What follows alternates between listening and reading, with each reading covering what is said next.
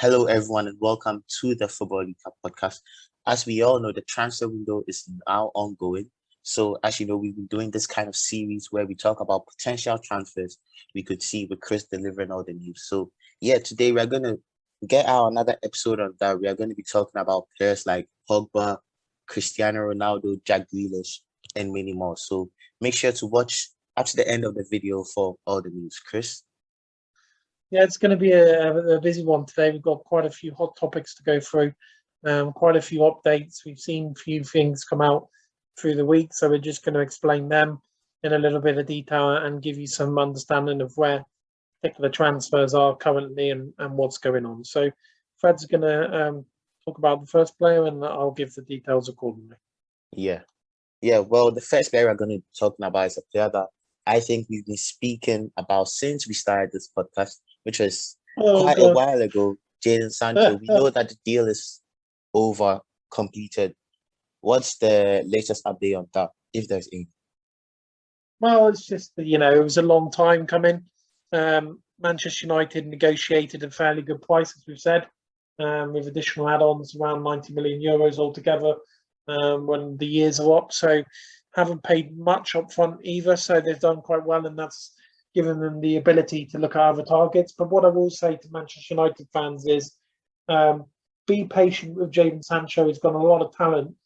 He's coming from the Bundesliga. He needs to settle in. But what I will say is you've got an absolute talent on board, and it's making the attacking look a little bit more fierce this year and a little bit more substance up front. So absolute fantastic deal for Manchester United. And I'm glad it hasn't dragged on like it did last summer, and we've given the accordance of the timelines and the fine details around it and when it was getting announced. So that's a good deal for Manchester United, and I look forward to watching Sancho in a Manchester United shirt and seeing him at Old Trafford. And I'm sure a lot of the fans are going to, especially now that they can come back into the stadium, are going to see Jadon Sancho in the flesh. Yeah. So good deal. Manchester United got it done early, good negotiations. And it worked out in the end, which is the important thing. Yeah, 100%. It's going to be very interesting to see how he does in a Manchester United shirt. But we're going to keep talking about Manchester United. Paul Pogba, also another saga. I think even a bigger saga than Jadon Sancho, because he seems to be flirting with other clubs throughout the past years. What's his current status? Because we know his contract is expiring next season. We've heard that he could be moving to PSG or Juventus. Where is he looking like? So the issue that we've got with Paul Pogba at the moment is that United, they've got a contract in place that they feel would be substantial amount to keep Pogba there. Pogba's looking for a substantial amount of ways. So obviously, the issue we've got is there's a lot of clubs that will be interested in Pogba, and he's only got a year left. And we'll talk about players like Camavinga, and there's a lot of players that have got a year left. So, of course, naturally, they're going to be linked to the clubs, and we know what his agent is like anyway. So, it's a 50-50 one, because it depends on what Manchester United do this summer, the kind of transfers that they bring in, and what they're going to offer Paul Pogba. Now, they do have a contract that they feel an additional 3 years and to keep Pogba at the club. And I see a lot of Manchester United fans, on the fence. They either want him sold or they want him to go, because we're having this every summer for Manchester United fans. What's going to happen with Paul Pogba? Is he going to go? Is he going to go there? I've sent a couple of tweets out in regards to the status of Paul Pogba, and those tweets are still relevant. The issues you've got with Paul Pogba is that he hasn't always gone the greatest performances and hasn't done that in all his time at Manchester United. But what I will say is he adds something different. Solskjaer knows that. He's quite a global superstar, so Manchester United want to keep a hold of him. And they risk losing him next summer for nothing. But Manchester United will be confident they can get him to sign a new contract. But, if that doesn't happen, then he could be sold for a reasonable price. But Manchester United at the moment feeling comfortable. There's always going to be the idea of him leaving the club. But let's see what happens. But at the moment, there's nothing concrete with Paris. It's just an idea. And I've tweeted out about the reasons of why that might be. He might be looking for, a higher contract, especially what we know with the likes of Sancho and David De Gea that are on at the club now. So let's see what happens with Paul Pogba. But it's going to be a saga that's probably going to go on, for at least a month, and we're going to see a little bit more as we go along with Paul Pogba. But United are comfortable with it, so that tells you a story in itself. Yeah. Talking about potential Pogba replacements, you mentioned not replacements. To be fair, you mentioned Eduardo Camavinga, 18-year-old, plays for Rennes. What's his status? Because we've heard a lot of rumors. I think it's been the Camavinga week, as I normally say, because we've heard so many rumors concerning Camavinga to multiple clubs. So what's the deal with Camavinga at the moment? Well, look, Camavinga is 18 years old. Okay, he's already been thrown into the limelight. He is an extremely talented player. Needs to be well protected moving forward. Now, Manchester United are obviously extremely interested in this player because of what he offers. And I don't think he's a direct replacement to Paul Pogba. From my understanding from Manchester United, is that it would be a separate kind of deal where they would try and fit both of those players into the lineup. Because Camavinga, one of his strengths is tackling, and that is something that is important for Manchester United and something they were looking for. A similar sort of style of Kante, but a little bit different. So that's what they're looking for. Now, there are a lot of clubs interested, Fred, which is natural for an 18-year-old with his type of talent.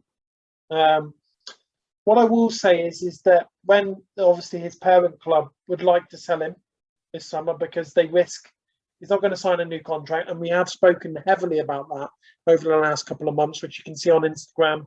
And I have said Manchester United's interest goes all the way back from last year. So Man United, what they're doing at the moment is they've had talks with the player. The player would be interested to join Manchester United, but it's not an advanced or closed deal at the moment because the player is relaxed about his situation. If Paris Saint-Germain get involved, then he might go there because if France, and he's 18, so he's still fairly young, so it might be a good place for him to go. But what Man United are doing is they're trying to jump ahead of the queue. And I said this last week, and they're trying to convince him early that Manchester United is the right club to go. And they have a lot of benefits, Fred, in the sense of they like a lot of young players coming through now. You've seen it with Greenwood. They bought Amad Diallo. They've bought Jadon Sancho. They've got a lot of youth in their side. And that's something that might think to Camavinga, well, actually, I might get a few games here. Whereas at PSG, they'll probably take they'll take their time in putting him into the starting lineup. So, at the moment, Manchester United are leading the race. Let's see what happens. I mean, he's a hot talent, and we've got to see what he wants to do first. And he hasn't decided yet. So let's see what happens. I reckon in the next couple of weeks, from my understanding, is we'll have a lot more information about it and where we are with that deal. But it's an exciting prospect for Manchester United because in the past, they've been linked to players that I would call average compared to the players that they're being linked this summer. So they're understanding of the kind of signings that they want this summer at the moment. But as I said, just to recap on that, Manchester United are currently leading the race for Camavinga. Yeah. Any other clubs interested in him? Yeah, and PSG, Bayern Munich will look at him. Real Madrid, of course, which, they can attract young talent. Chelsea might even look at him at some point. There's a lot of clubs, Fred. A lot of clubs look at his talent and say, he's only got a year left. We've heard fees that, the club initially wanted 100 million euros, which was nonsense. Then they wanted 50 million euros. And now they're realizing they're going to have to negotiate around 30 to 40 million euros, which is, that's a cheap deal to be done. And Manchester United have the finances to go and do that deal. But let's see what the player needs to do. Just the player needs to make that decision. Yeah. Well, moving on to another, I think a player who was bought. He's seen as a potential replacement. Donny van de Beek. Obviously, he hasn't had a good season, a good time at Manchester United so far. Although some people still predict that, he could be a very important player for them. What's his current status at the club? Because we've heard Fabrizio Romano himself say that, or was it Fabrizio Romano, someone saying that, Real Madrid would be interested in getting him on loan. Could we see that happen, or are Manchester United committed to, keeping it? Yeah, there's been some reports. And obviously, naturally, when Man United is linked to a Real Madrid player, and Van der Beek's future hasn't been decided. All I'd say with Van der Beek is it could go either way, because one thing, Van der Beek wants to stay at Manchester United and fight for his place, because he's made that move, and he's had conversations with Ollie when he signed that he would get his chances, and he believes that he can still do it. What I will say though is, if Manchester United do end up signing Camavinga and Pogba, and Pogba stays, and you've got Bruno in there, then his chances will be a little bit less. So whether or not Manchester United would consider a loan, I don't see them selling that player. But again, if it means getting Camavinga in and Van der Beek going out, then I can see that as a possibility from what my understanding is. But Van der Beek wants to stay, and he's still got to go and talk to the club. So let's see what happens with Van der Beek. But it hasn't quite worked out with him yet. And I don't think, from my understanding, it was Solskjaer's priority signing for last year in that position. Yeah. And I think you'd probably agree with me on that. Yeah, 100%. Well, you can talk about Van der Beek and many other players in our Discord server. The link will be in the description. You can chat with many football fans supporting various teams. We have almost 800 plus members now. So yeah, make sure to hit the link in the description to join our Discord server. But a player who, the deal that Van der Beek could have been or could be involved in is the Raphael Varane deal.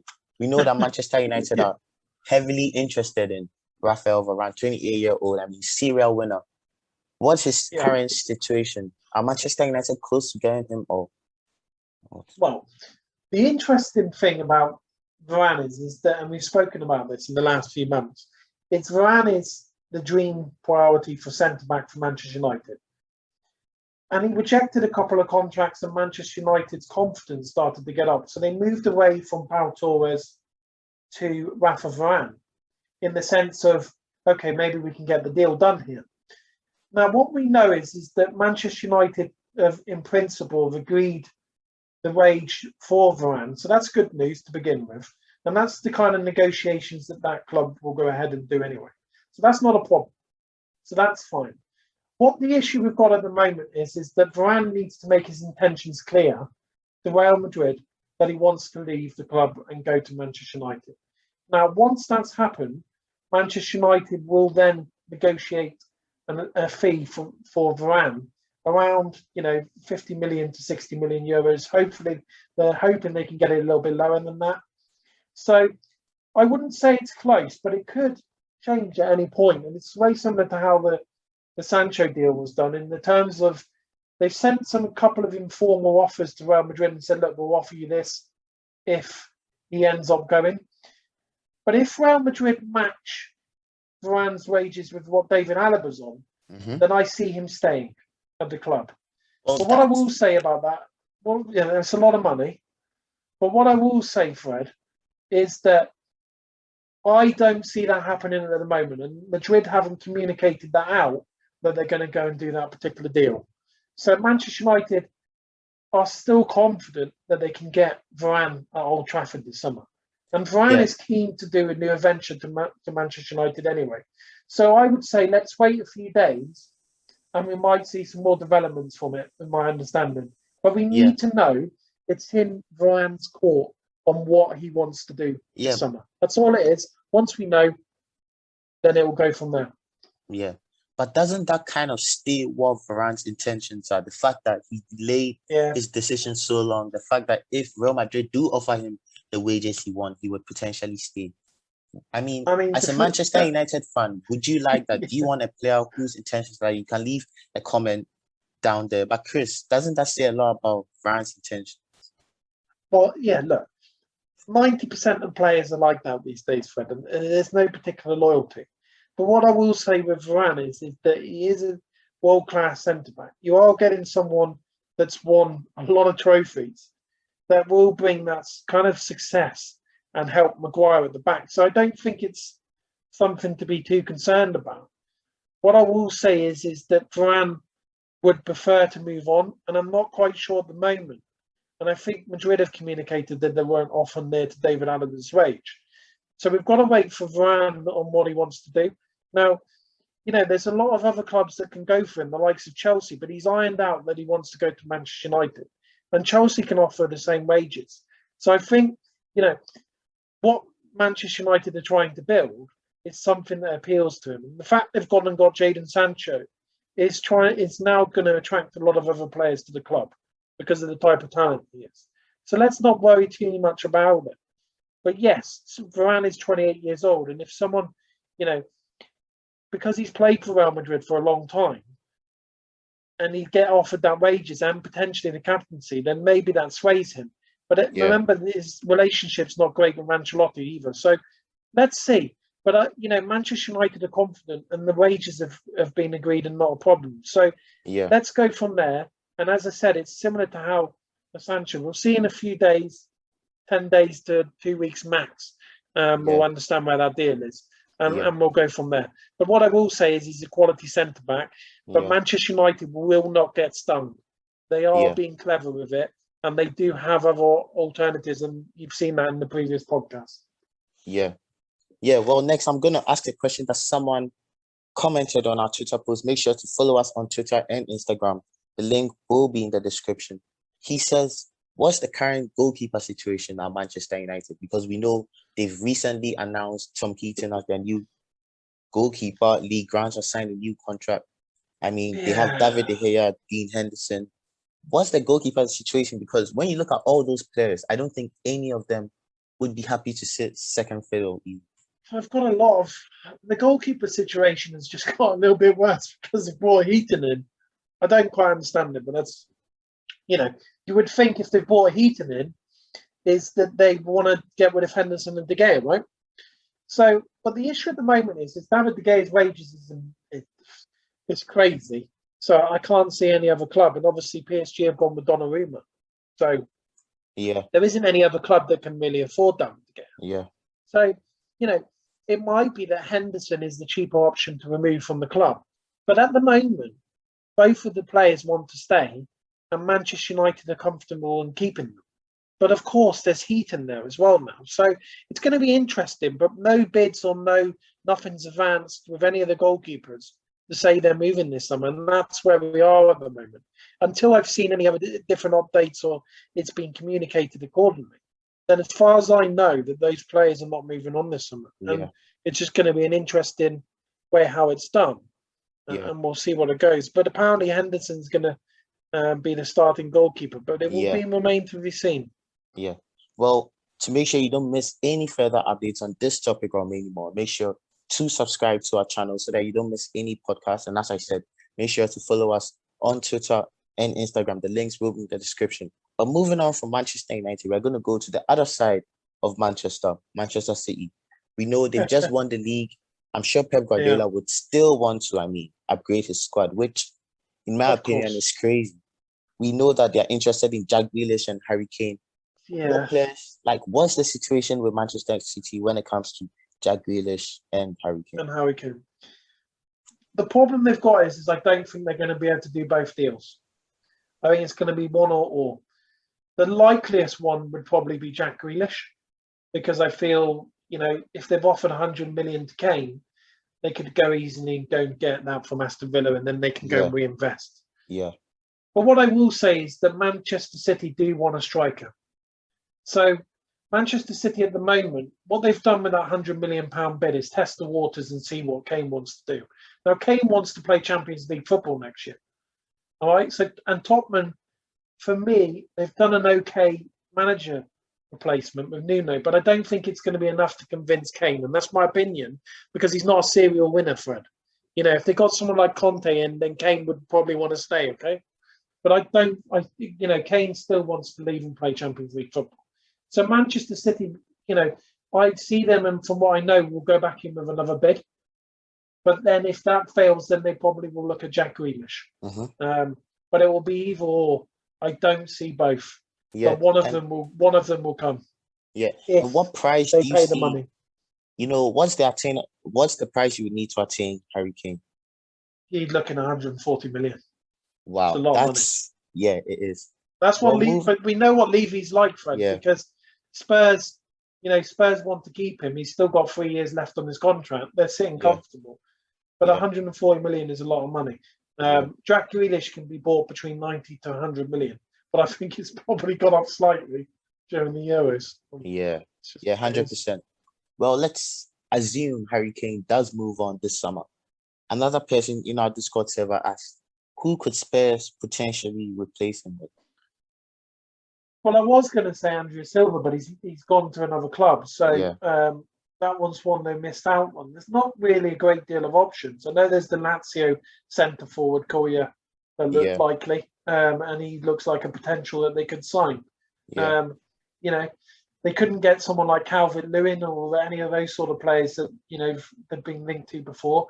There isn't a lot of strikers out there at the moment that they've been linked because they're convinced they're going to keep Harry Kane at Spurs this summer. But they will have backups, and I think in the next couple of weeks, Nuno will have all his priorities set, and we'll see a lot more transfer news in yeah, regards to Spurs. I mean, they're looking at that centre back. He was one of the best centre backs in Serie A last season, but I yeah. don't know how well he's Skriniar, going to do in the Premier League. yeah, But we'll see. yeah. Well, moving on, Bernardo Silva. I mean, if Manchester City do get a Harry Kane, a Jack Grealish, or whoever they get in, I mean, I would assume that one Manchester City player would leave. And from the rumors we've been hearing, it looks like that player could be Bernardo Silva. Which club do you see him going to, and do you think a move is possible this summer? Yeah, Bernardo Silva, Atletico Madrid could look at him as Hmm. a potential because obviously they're selling Saul, which we're talking Yeah, about. I know they've done him for what do we go? De Paul has gone to Atletico Madrid, which is a good signing because he's a quality player, by the way. Um, yeah, and they got him on a fairly good price. So they could look at Bernardo Silva because that's something that they have missed. Not a lot of clubs would be able to afford him, but those are he might stay in the Premier League, Fred. So let's see. But I think Bernardo Silva is looking likely to go to a La Liga club or something. yeah. Yeah, well, you mentioned Saul though. Saul is a player that he might be one of my favorite midfielders, like of all time. He's a great player. He plays for He's a Atletico great player. Madrid. It looks like he is leaving Atletico Madrid. He's been linked to Manchester United, Juventus, so many clubs in the past. I Yeah. mean, now that the time has come that he is leaving, where could you potentially see him going? My opinion is, and from what I know, is that Bayern Munich would lead the race for that. And the only Yeah, reason why I'm saying Bayern Munich, and what I understand is they never replaced Thiago, and they would want that kind of player. Now, Manchester United are not going to enter the race unless Pogba decides to leave. Then maybe they'll enter the race then. They've been linked to him for at least 3 or 4 seasons. So there's still interest there, but they've got alternatives and priorities at the moment with Camavinga and Raphael Varane. So that's not high up on the priorities. Chelsea as well, if they fail with Declan Rice, we'll probably look at them. I know they've got a lot of midfielders. Might be something that they will look at this summer. So I'd say there are a couple of clubs. mm-hmm. And don't rule out PSG because if they Really? can't get if they can't get Pogba or Camavinga this summer, then they Mm-hmm. might go and look at him. But I would say Bayern Munich are the favourites at the moment. Yeah, and what price could we see that deal happening? 60 to 70 million euros, I would say. Yeah, You might be able to negotiate it down slightly, but what I understand is Atletico's stance is they want a premium money. I mean, he's got a long-term contract. It was a very long-term contract that he signed. yeah, I think it was like yeah, 7 years, wasn't it? yeah, So they can demand what they want yeah, in that sense. So I would say you're probably negotiating around those price ranges, which is still a fairly good deal for the type of player he is anyway. yeah, There's a lot of clubs interested. Let's see what happens. yeah. But he Well, won't stay in the staying La with Liga. Yeah. Well, staying with La Liga midfielders, Isco. Isco again, one of my favorite. I remember 2017, he was one of my favorite midfielders. I mean, he's He's obviously not underachieved, had, doesn't he? yeah, he's underachieved at Real Madrid. I mean, I think he's about 28, 29 now. It looks like he could be leaving Real Madrid with the likes of Odegaard, etc., coming back in. Where could we Yeah. see Isco going to?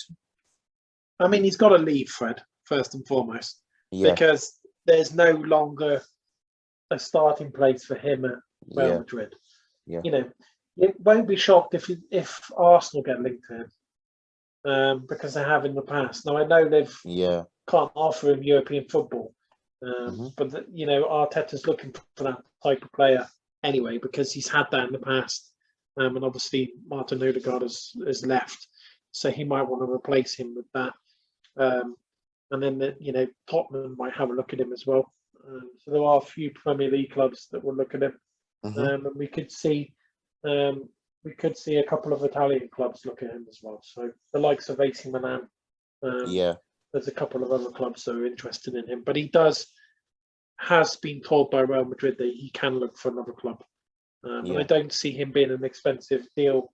Yeah. It might be a loan with an option to buy for Yeah. Madrid. Obviously, they would love to sell him because they're still dreaming about Mbappe.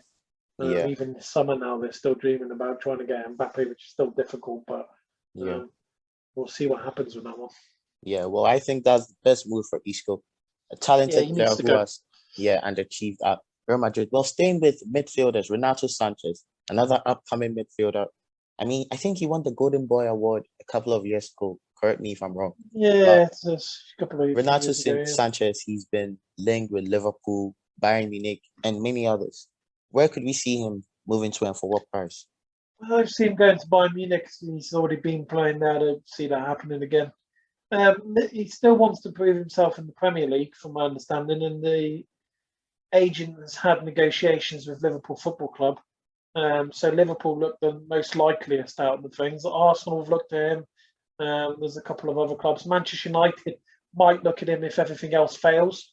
But he's not a priority, of course, but he would be a fairly good deal to do. And I think he's an extremely talented. He's had a couple of issues in the last couple of years, and a lot of players do go through those phases, but he's still very young. So at the moment, Liverpool look like the favourites, and let's see what happens. But Liverpool need to make some signings. Yeah. But they haven't as yet. They've done one centre back, but as I said, that's the type of player that would want to obviously replace Gini.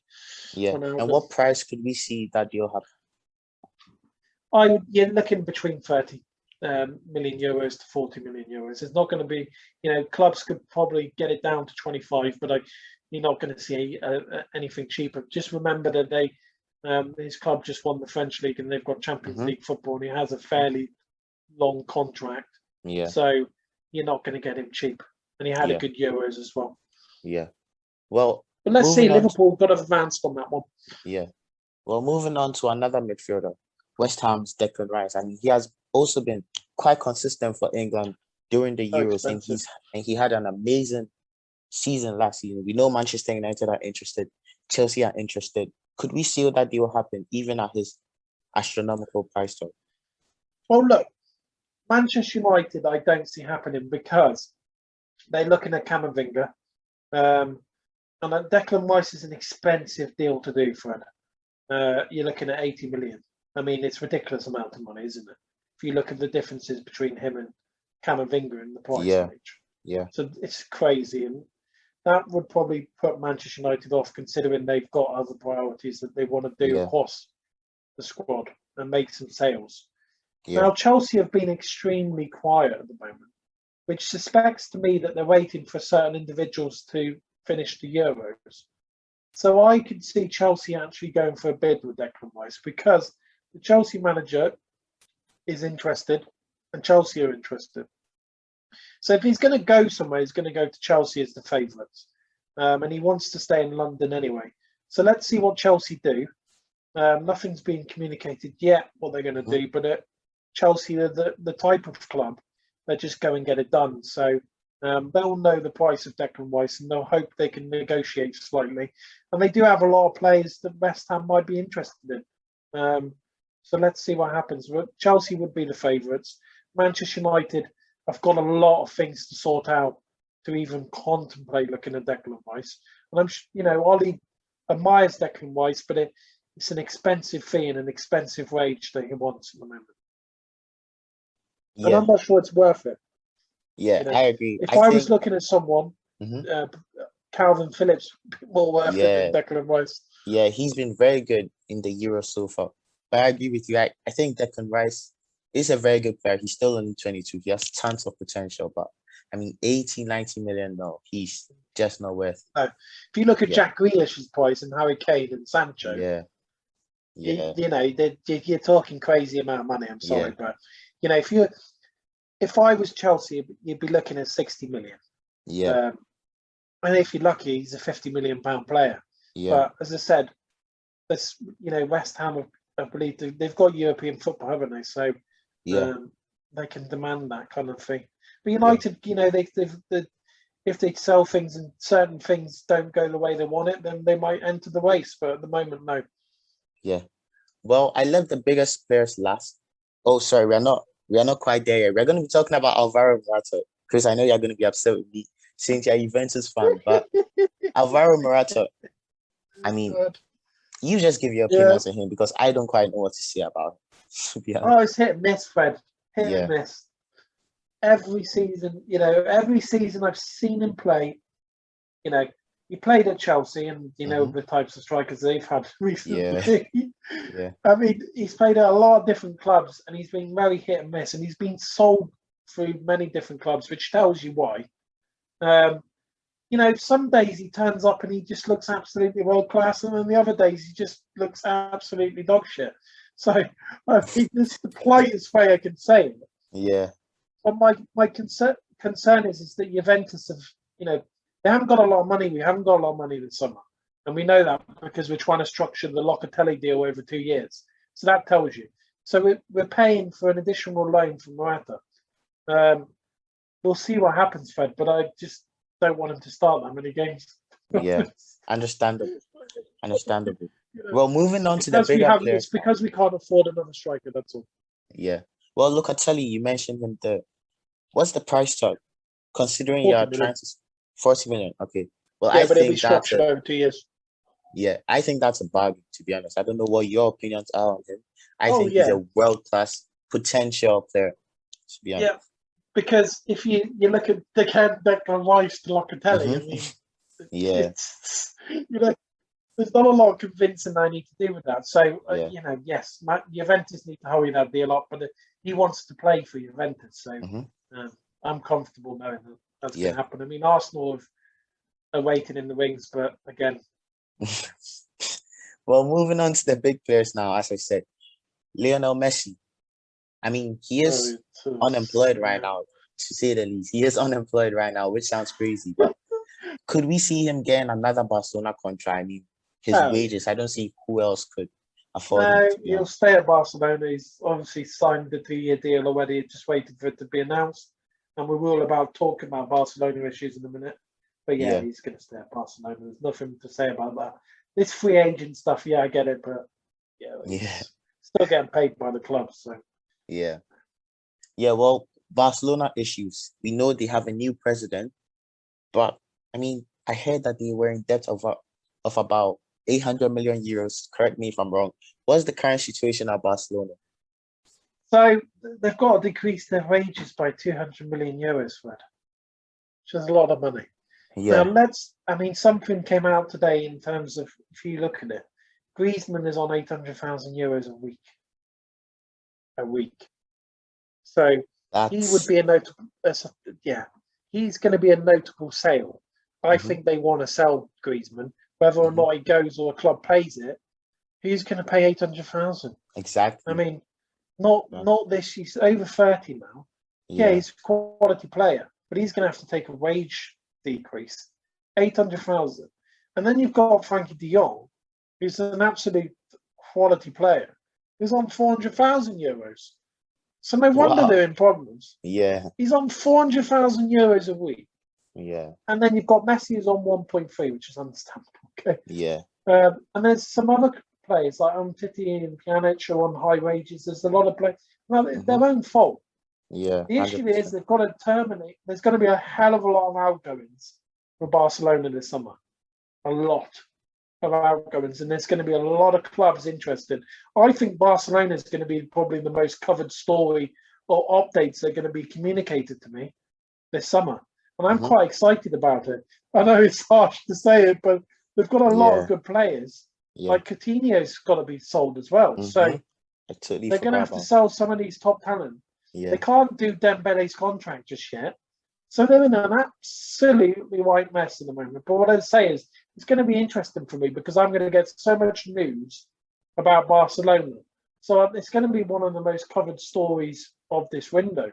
There's going to be yeah, a lot of outgoings. There's going to be a lot of tasty transfers, and some of them have already started going to the Premier League already. So we're going to see yeah. more come to the Premier League.